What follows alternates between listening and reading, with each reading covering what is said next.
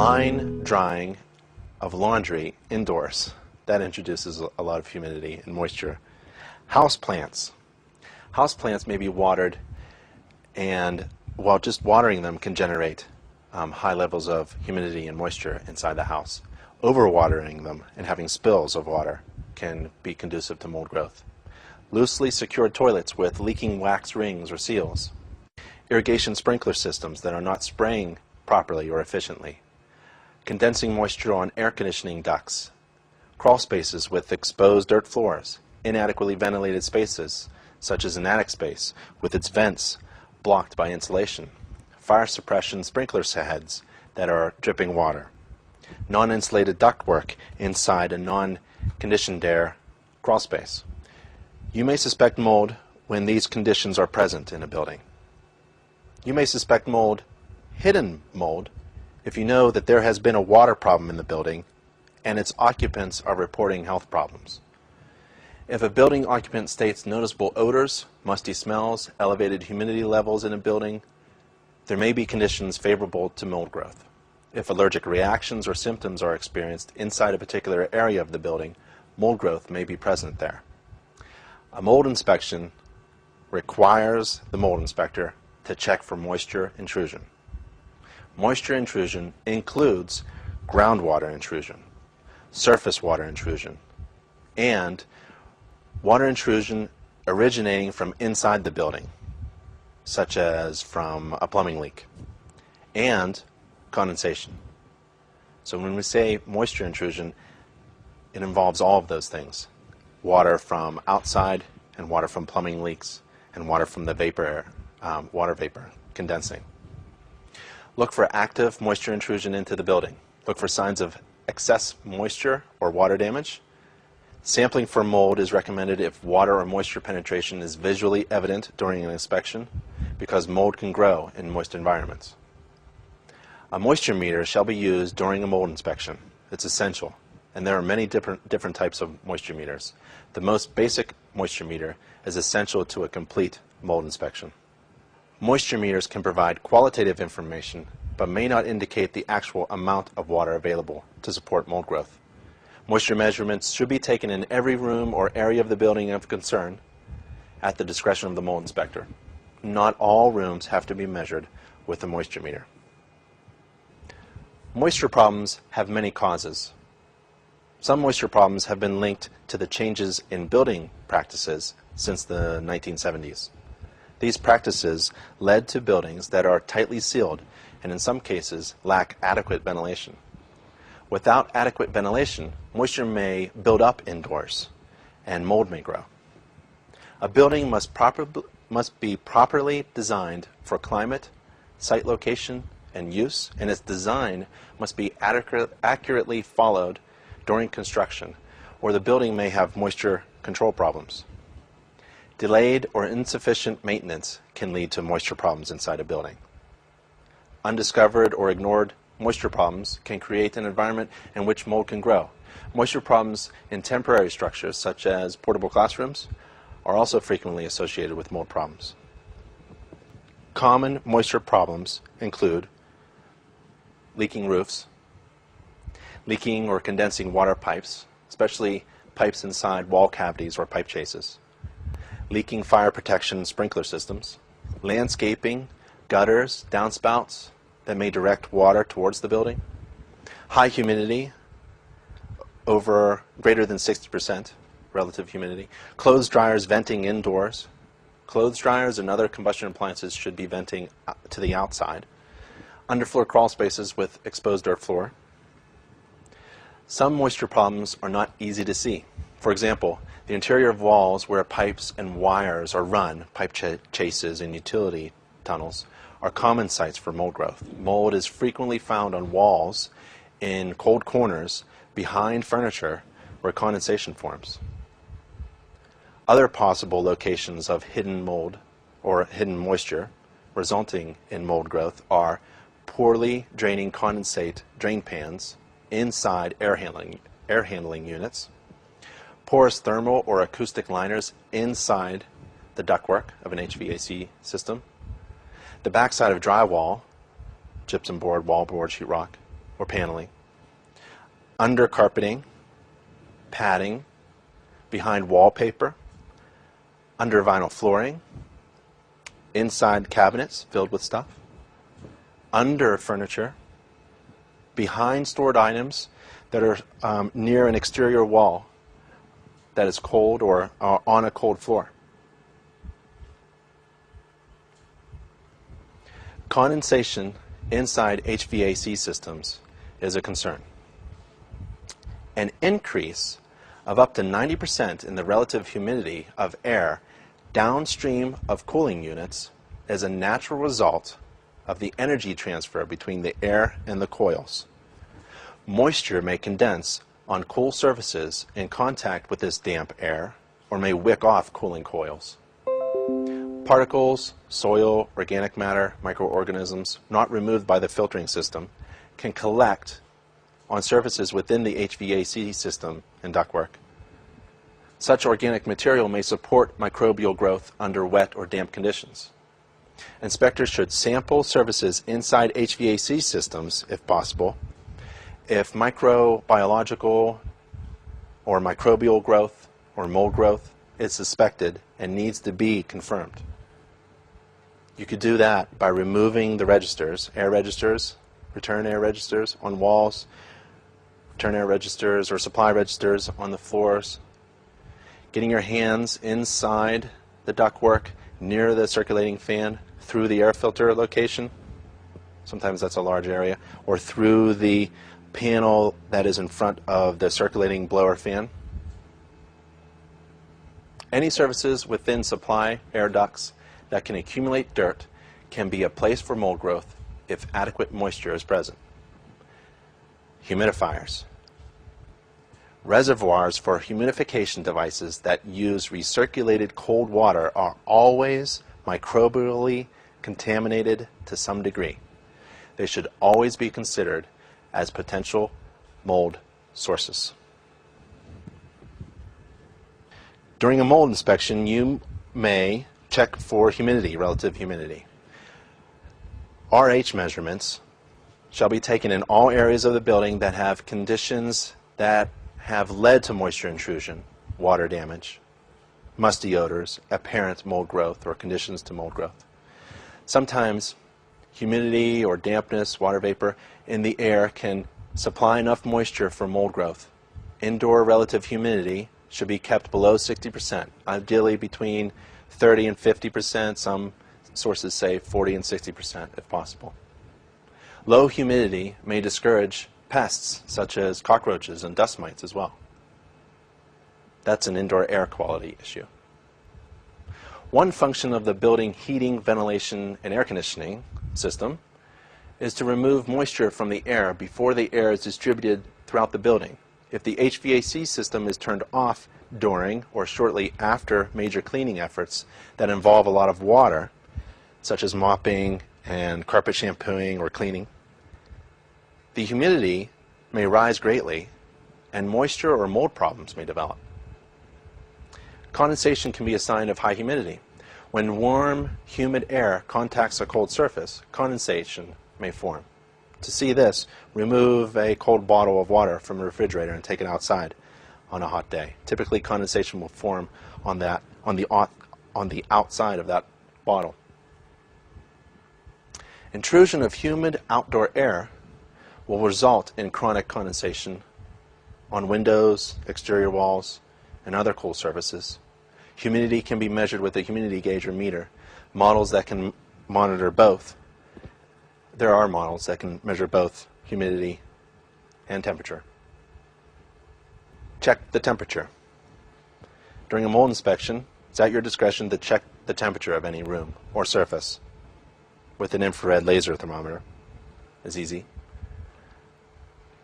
The mold inspector in all areas where there is moisture intrusion, water damage, apparent mold growth, musty odors, or conditions conducive to mold growth should take temperature measurements. Mold tends to grow well in temperatures ranging from 40 to 100 degrees or 32 to 104 degrees. Mold could be hidden. In most cases, finding indoor mold growth may not be obvious. Mold does not need light to grow. It can grow in dark areas and on hidden surfaces such as the backside of drywall or panel board, the top side of ceiling tiles, the underside of carpets and pads. Possible locations of hidden mold also include damp areas behind walls and in crawl spaces, inside pipe chases, on acoustic liners, in the ventilation ducts of HVAC systems, on roof materials above ceiling tiles. Investigation of hidden mold growth can be difficult.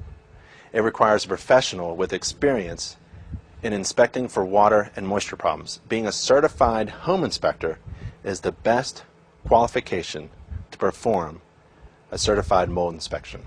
Certified home inspectors are trained to locate and identify moisture intrusion, condensation, and humidity problems. Certified home inspectors are trained in building science, which is needed to investigate moisture intrusion and conditions conducive to mold growth. For more information about training to become a certified home inspector, visit www.nachi.org, the International Association of Certified Home Inspectors. Investigating hidden mold growth requires caution, since disturbing moldy areas that may not appear to be moldy may spread mold throughout the building. Operating air handlers, for example, can send a high level of dust and mold into the air and circulate it throughout the building. Personal protective equipment, PPE, is not always needed when looking for mold, but should be available. If mold might be released into the air, inspectors should use PPE in order to reduce exposure. Maintenance personnel in buildings. A key step when looking for mold in a building is to determine whether there ever has been water intrusion or water damage in the building. Maintenance personnel are frequently among the first to know when moisture problems have occurred. In some cases, management or health and safety personnel will have been notified. Either way, touring the building with maintenance or other personnel involved with the water problem may be helpful. Another area to find mold: crawl spaces. Underfloor crawl spaces should be included when examining a building. A white, soluble, fibrous material on the soil of a crawl space may be alkaline salts, not mold, indicating moisture has been a problem and suggesting that the area should be more extensively inspected.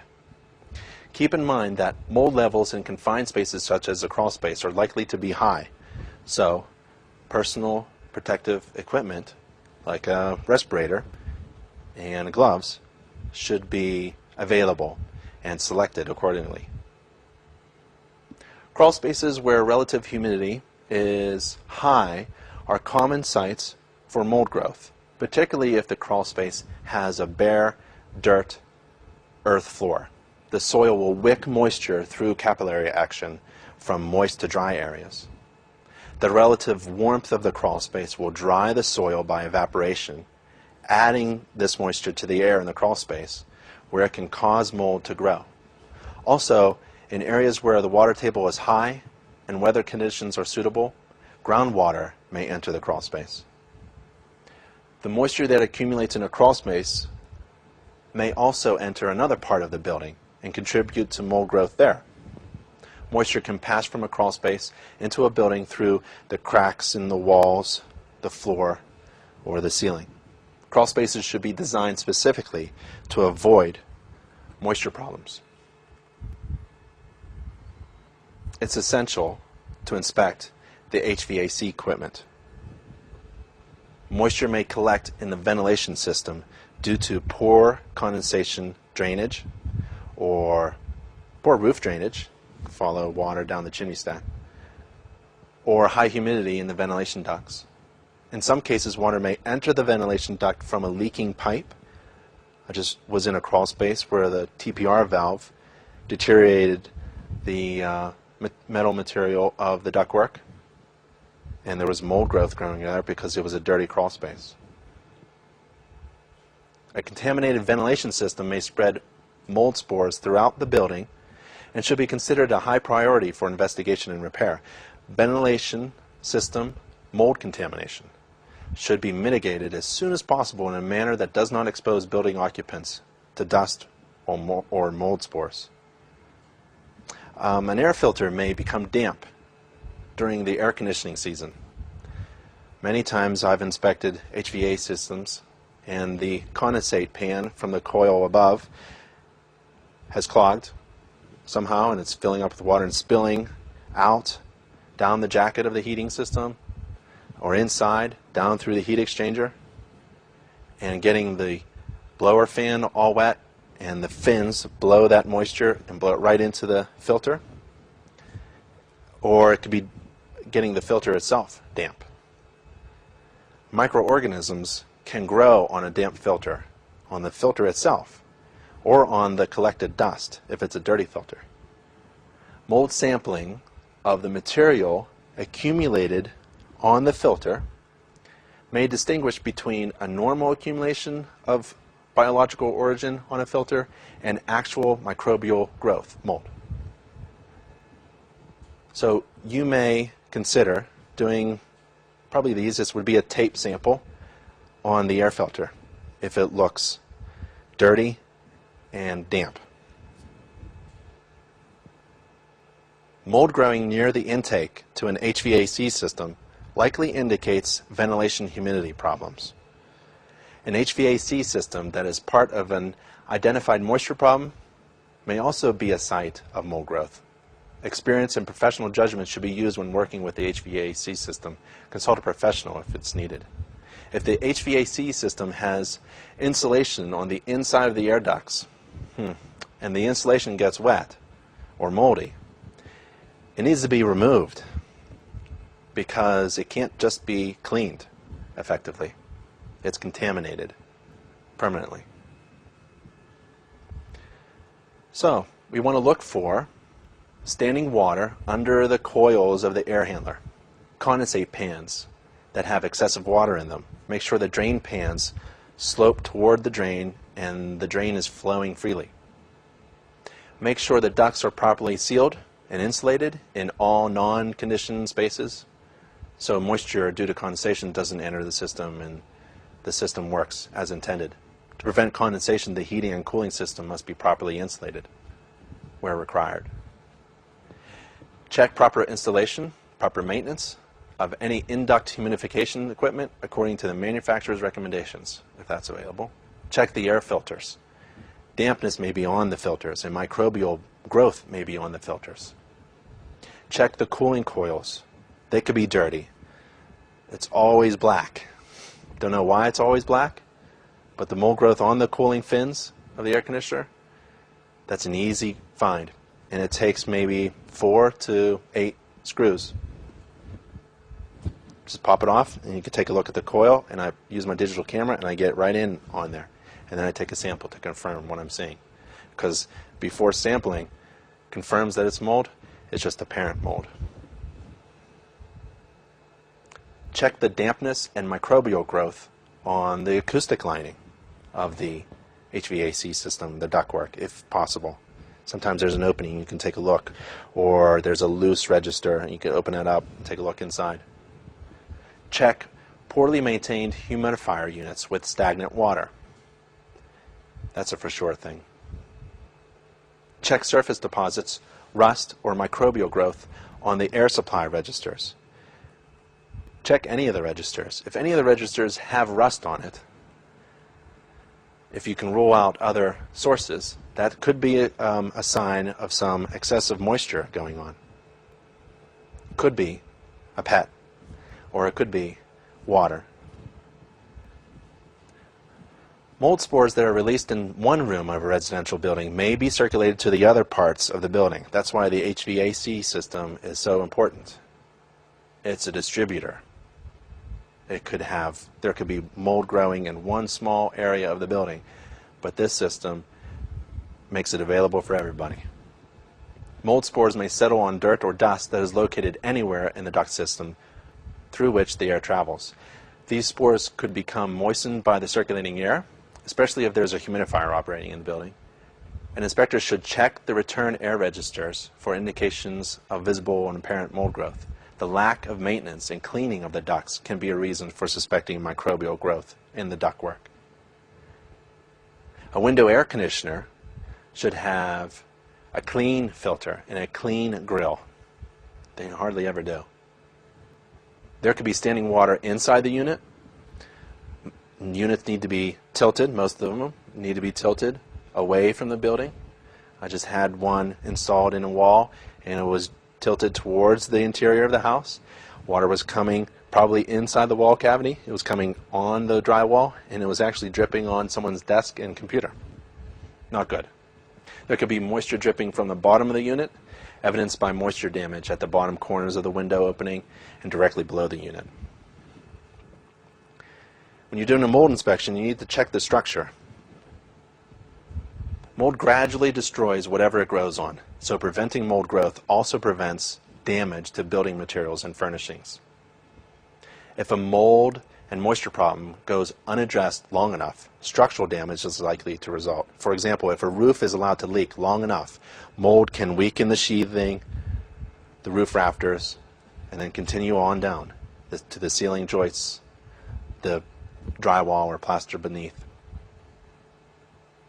When mold is suspected of causing major material damage to the structural integrity of a building, a structural engineer or a contractor with relevant expertise should be consulted. Mold loves carpeting. Bathrooms and basements should not be carpeted. Basements with uninsulated concrete floors and bathrooms should not be carpeted. Carpeting installed in uninsulated concrete floors at ground level is of particular concern because of the potential for dampness, condensation, and mold growth. There are 3 sizes to mold. Mold contamination could be small, medium, or large.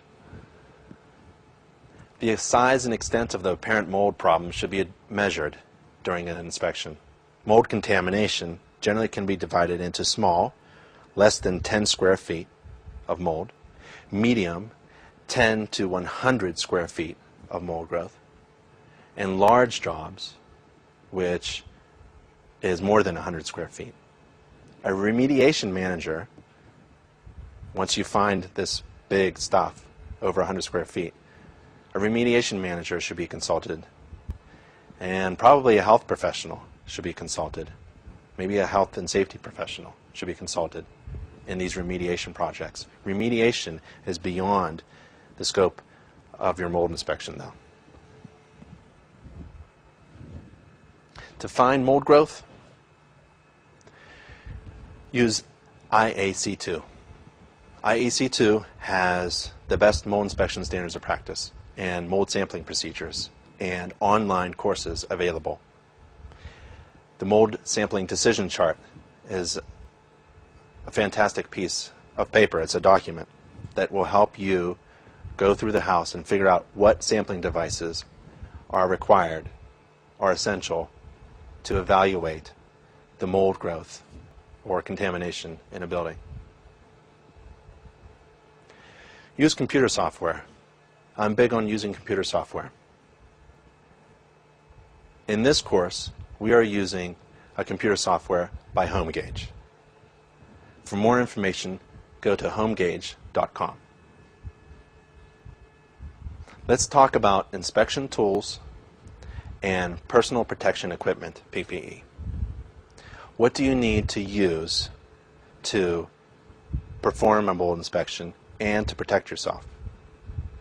To perform a mold inspection, you have 2 of the greatest tools ever created. Your eyes. The most important equipment to use during an inspection for mold growth inside a building is your eyes, or are your eyes. A visual examination of the building is required. Sampling alone is almost useless. It is useless for a client to hire a mold inspector to come in and take a surface sampling and leave. It requires a visual examination. and also the proper amount of sampling. Nose, second best tool. It's probably tied for your eyes to do in a mold inspection. Odors, you have to check for odors. Air sampling may be necessary if the presence of mold is suspected. For example, musty odors, mildewy odors. If the presence of mold is suspected but cannot be identified visually, musty, moldy odors likely indicate mold growth. A good flashlight is essential. A rechargeable one is best. Some inspectors carry borescopes. Some inspectors use borescopes to look for mold growth behind walls without significantly damaging the drywall. It does do some damage, though, and it's beyond the scope of the standards of practice. And you should get written permission to use a borescope if you're going to drill several holes through a finished wall or ceiling material. A borescope can be useful when there's moisture intrusion, water damage, apparent mold growth, musty odors, conditions conducive to mold growth. And the full extent of the mold problem or contamination is not ascertainable, and you have to go in to the wall. The borescope is commonly used when moisture penetration is apparent at a wall, and there is a desire to understand the extent of the moisture problem in the wall cavity. Mold may be behind a finished wall or above a finished ceiling. With a borescope, an inspector can view the wall cavity without significant removal or damage to the finished wall or ceiling, but there probably will be some. It's not a non-invasive, it's invasive, it's destructive. Written permission, again, must be obtained before the use of a borescope.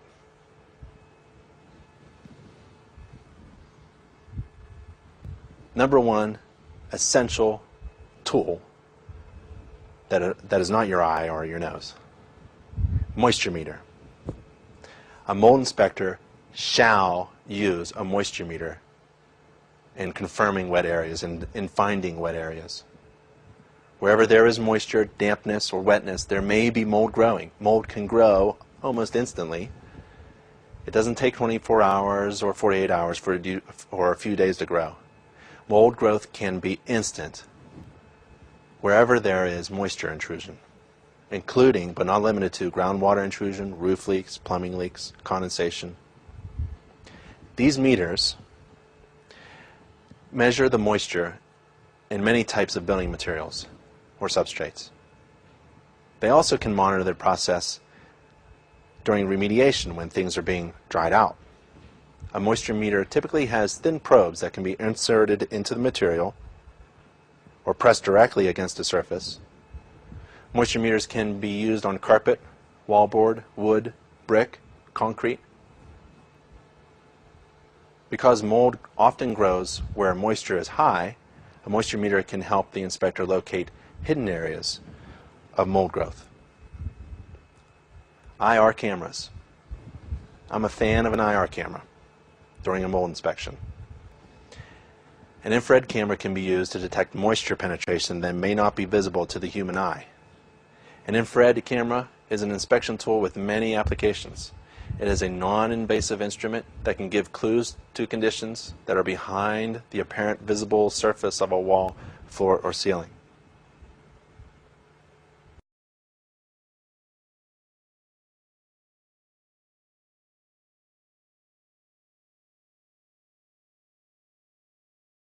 So we're down in the basement, and when you do an inspection, you have to orient yourself when you come down the stairs to the basement, especially when you're looking for moisture. You have to know what the exterior walls are.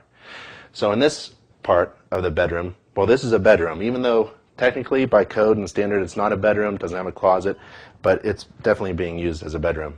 And these finished walls here, this is a great place for moisture inspection, especially with the window well.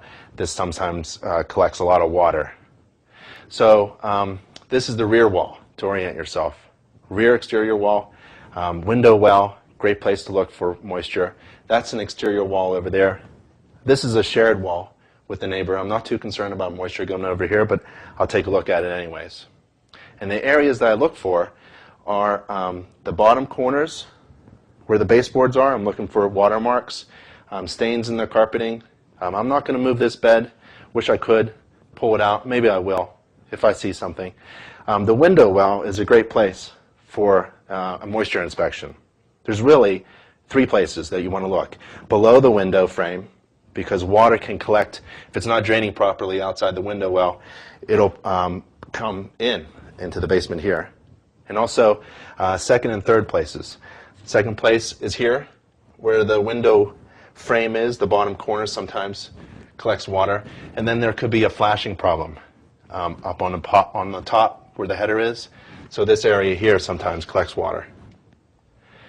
And then actually we'll go back up outside. When we came down, we realized that we're going to be partially underneath the deck. Above us, actually, this is an interesting house. Outside, there's a deck. When you go out the rear slider door, you walk out onto a deck which is above this finished area right here. So, and it's not covered. So when you see an exterior deck that's not covered, it has a flat roof under it. You have to be concerned about what's underneath the deck, what's underneath the roof underneath the deck. And it's this bedroom ceiling. So just visually, doing a visual inspection, you have to orient yourself, figure out the key areas where you want to inspect. And then this is the one critical area. It's underneath this deck. And right here, I really don't see anything visually. There aren't any watermarks, any water stains, no water damage. There are some water stains. Correction. There are water stains right here. There's a brown water streak. There's a brown water streak here. There's a watermark here.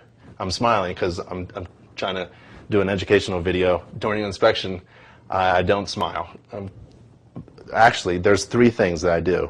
I try to be calm, try to be quiet, and then I confirm before I say a word about any kind of water, before I make any deductions or conclusions about water penetration or water problems. So right here, remember, this is the deck area, and this is probably where the exterior wall is because of this load-bearing beam. And this is where the slider door is. Old slider door. This is a 25-year-old house. Original slider door probably has some tread problems, flashing problems, sealant problems. It could be the roof, could be the deck.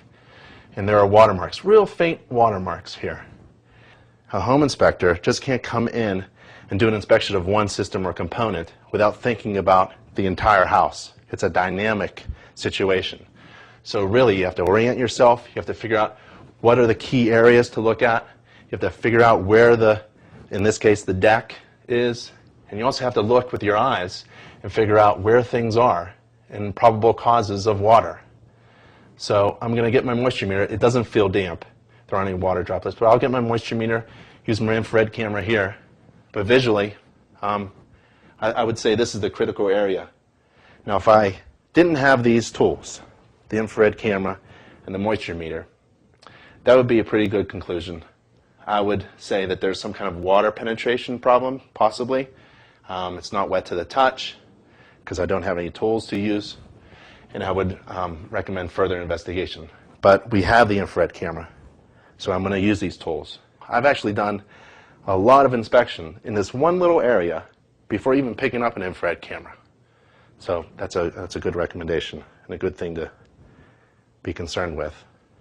Do as much as you can. Well, real quick, I see an anomaly. Something that really shouldn't be there. And I'll describe it. It's a water stain here, and now I can see maybe visually where this could be a water area. It's cool here. There are some dark areas right here. Looks like there's some water stains, water stain there. With an infrared camera, you can scan a large amount fairly quickly. There are some inspectors who just use the moisture meter. Now, if I was going to use this, it's hard to scan the entire wall. You'd have to rub this one. This one uses contact. You have to rub the entire wall to look for moisture. Rub the entire ceiling to look for moisture. But the infrared camera, actually, I turned it on, and in just a second, I could see that we have probably a water problem. But, be calm, be quiet, and then confirm. So I'm going to use my Survey Master, my protometer, and see if we got anything here. So we have some moisture there. We've got moisture there for sure. And this is right in the area of the infrared camera. And I'll take some pictures for you so everybody can see what I'm seeing.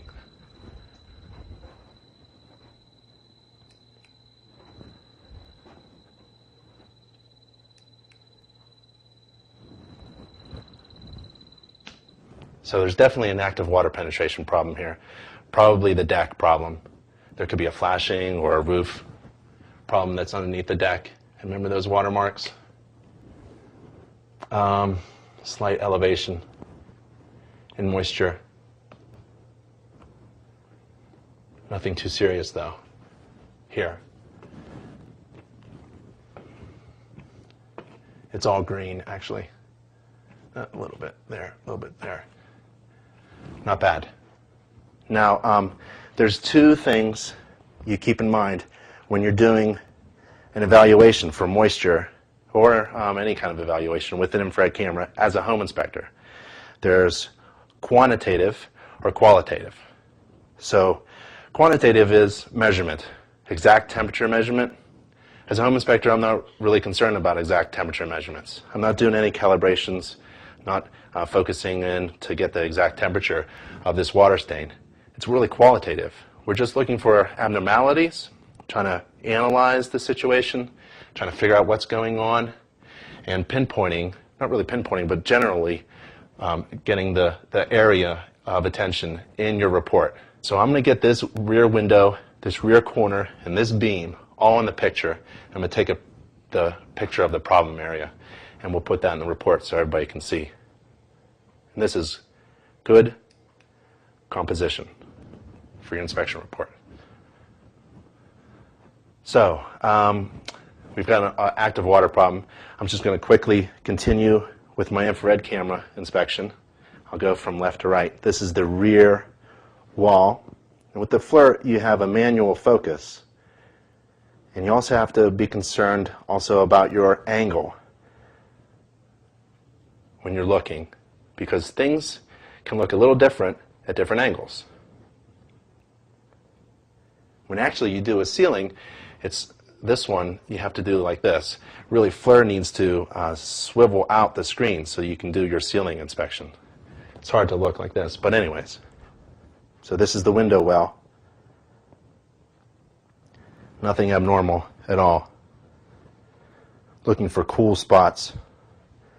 Water penetration usually is cool, like a black area.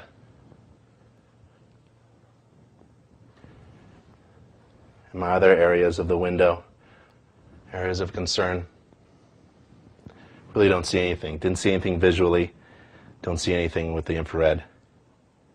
And I'm not going to confirm anything else with my protometer, moisture meter. So that was interesting. So I'll go back upstairs with you and I'll show you the deck area and we'll maybe figure out some more stuff. What's causing this water penetration problem that I really didn't see with my eyes. I did pick up quickly with the infrared and I confirmed it with my moisture meter. Well, one of the interesting things that a home inspector does with his time is inspect a bathroom and the area around the bathroom toilet. Whenever I see a carpet that's secured to the floor, I put in my report a narrative that describes the contamination issue, because this carpet can't simply be picked up and put in the clothes washer if the toilet overflows. So whenever I see a carpet around here, I try to evaluate if this toilet is leaking by flushing it a couple times. I won't do it right now. but looking for stains. And unfortunately, if you don't have a moisture meter, I'm not sure how you would tell if this toilet wax seal is leaking or not. If you have a moisture meter, great. If you have an infrared camera, even better, because you really don't want to be touching in any area around this carpeting. So around this one, we're kind of fortunate. We have, I guess, a leak coming from the wax seal. I'll take a picture of it with the infrared.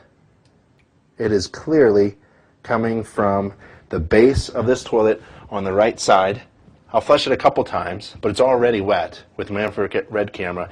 I don't even have to flush the toilet. I know that there's a leak coming from this area here. And it's nowhere else, and it's a circular pattern. So we have a wax seal problem. It's because probably this toilet is a little bit loose on the bottom. The way I do it is I get my foot and I use the side of my leg. I try not to touch the toilet. You know, your health and safety is really important. A glove actually would be nice, but you really can't touch anything wet with your glove on. So an infrared camera, once again, comes in very easily. I can very easily see that there's a watermark at this area and that the toilet is definitely leaking. But remember, be quiet, be calm, and then confirm if you can. And yeah, definitely, for sure. And it's not a leak from the tank. I made that mistake before. You know, the tank has bolts underneath, rusts out, and it can drip. There are no rust marks on the carpeting, and there are no drips in those two areas. And it's not the water valve. I usually just put my hand underneath each valve, even underneath the bathroom sinks. So this toilet needs to be pulled up by a plumber and the wax seal replaced. And that was all done actually very quickly, within a second or two, with the infrared camera.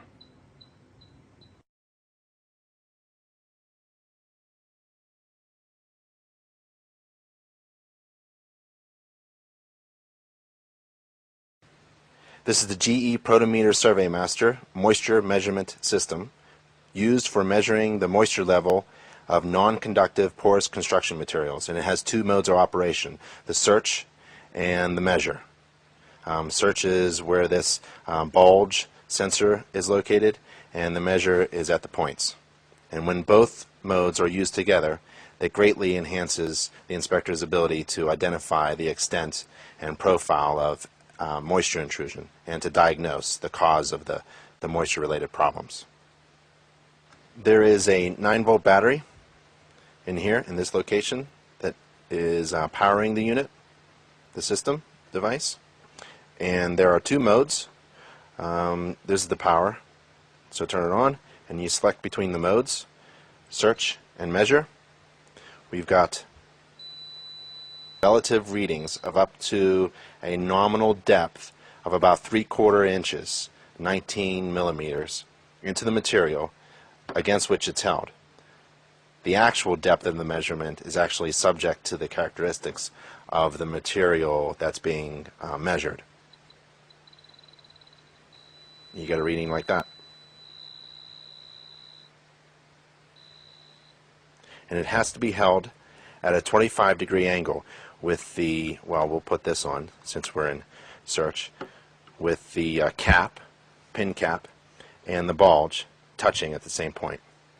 And apparently this table's dry, so that's good.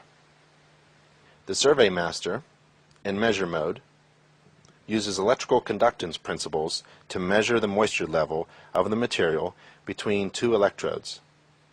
The instrument has integral pin electrodes that may be pushed into surfaces or may be used with auxiliary moisture probes. You turn the unit on. We're in search mode. We select measure mode, and now the pins.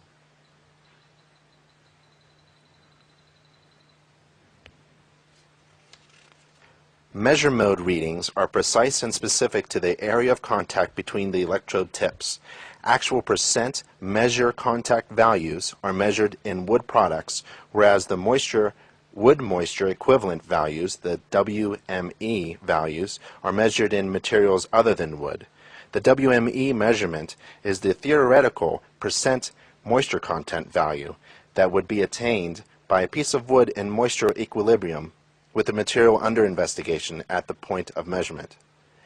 As the critical percent moisture content levels of wood are known, the WME values may be used directly to establish if the material is in a dry, borderline, or damp condition, as indicated by the color-coded LED scale. A calibration device is supplied with the SurveyMaster, and it's very easy to use.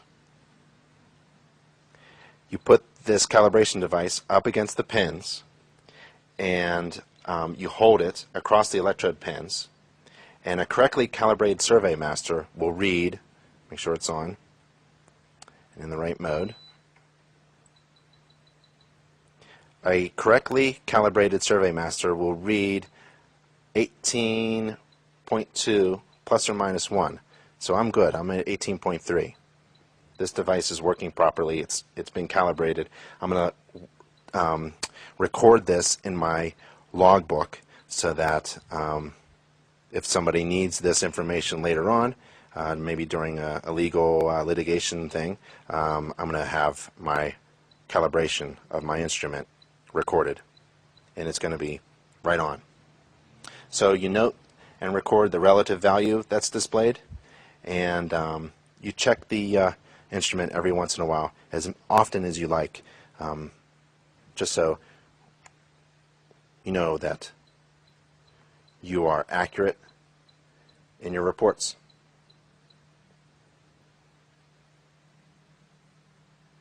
And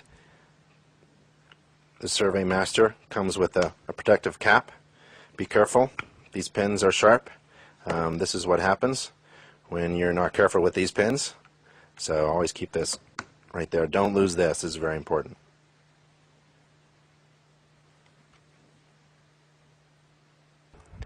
Humidity. An inspector should measure the humidity when performing an examination of the building. It's not required.